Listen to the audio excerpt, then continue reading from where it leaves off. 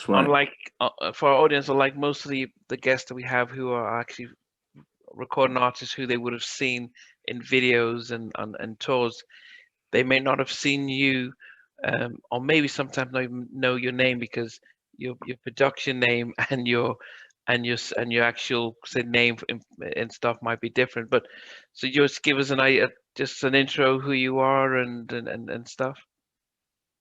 Well, Jason Jhot Scott.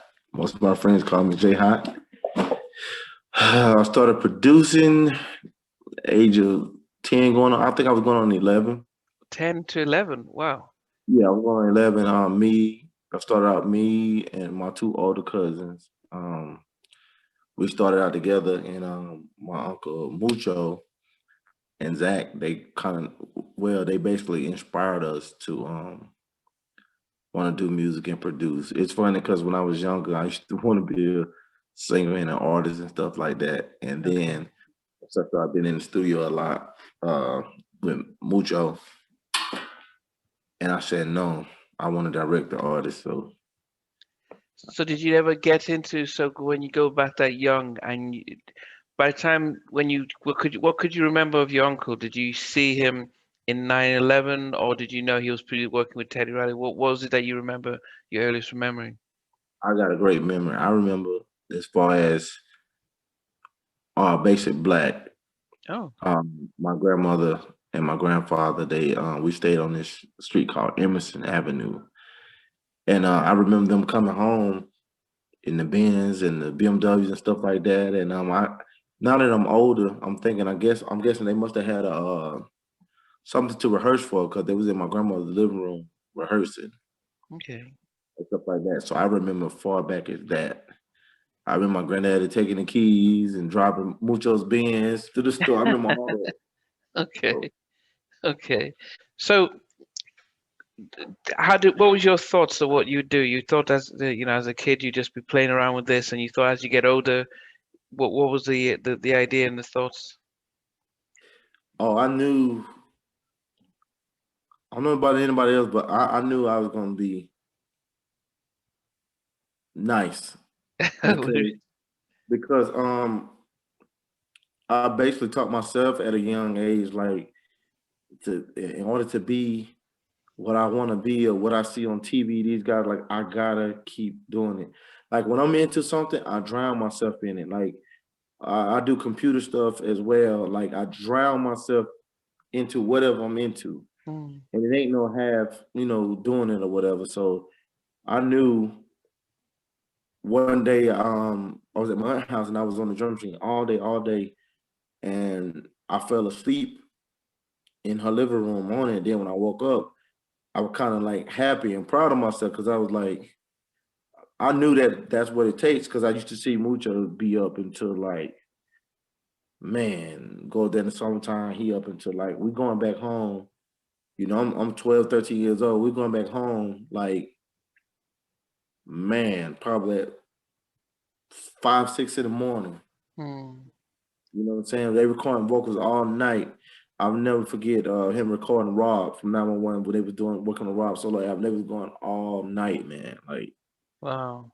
Like So, what so how did where would you say your big break came from then, when you actually were able to sort of get your foot in the door? um I was working with this group called Collabo, a group Mucho had found and started working with. And he let me and my two cousins who I started out with, he let us do a song. So they had got to deal with Electro Records over there with Sylvia Ron at the time. Wow. That fell through, but one of the guys in the group, Ray Lavender, he used to write a lot of probably 90% of the stuff. Mucho, allowed him to do that. Me and him always had a chemistry.